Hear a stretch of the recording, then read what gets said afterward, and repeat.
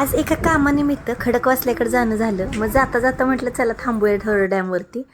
एवढ्या कडक उन्हामध्ये ना असं पाणी वाहताना बघून एकदम शांत वाटत होतं.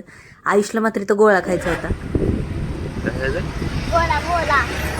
इथं खायला भरपूर काय काय होतं, पण सगळं अनहेल्दी होतं. पण ठीक आहे, कधी कधी चालतं एकदम. कारण इथं हवाच एवढी छान होती की असं वाटायचं इथं बसून मस्त खायला खूप मजा यायची. म्हणून आम्ही कांदा भजी घेतले होते. आयुषसाठी गोळा घेतला होता.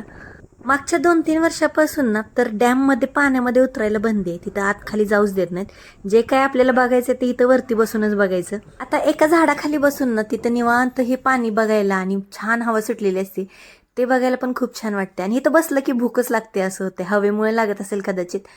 आयुषनं गोळा खाल्लेला बघून आम्हाला पण काही मोह आवरला नाही. आम्ही पण गोळा घेतला होता. आयुषला अजून काहीतरी खायचं होतं, त्यासाठी लाडी गोडी लावत होता तो.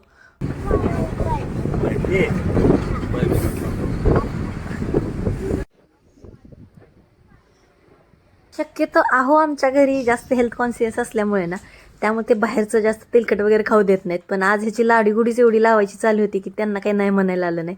त्यामुळे तो जे जे म्हणत होतं ते सगळं घेतलं होतं आज. लाडीगुडी लावायची या स्प्रिंग रोलसाठी चालू होतं. लाडीगुडी लावल्यामुळे भेटलं पण त्याला. त्याच्यानंतर शक्यतो नाही तर उन्हाळ्याच्या दिवसात जसं ऊन वाढेल ना पाण्याच्या ठिकाणी बरं वाटतं आणि मस्त वाटत होतं इथं. थोड्या वेळ थांबून ना घरी यायला निघालो. व्हिडिओ आवडला असेल तर चॅनलला नक्की सबस्क्राईब करा.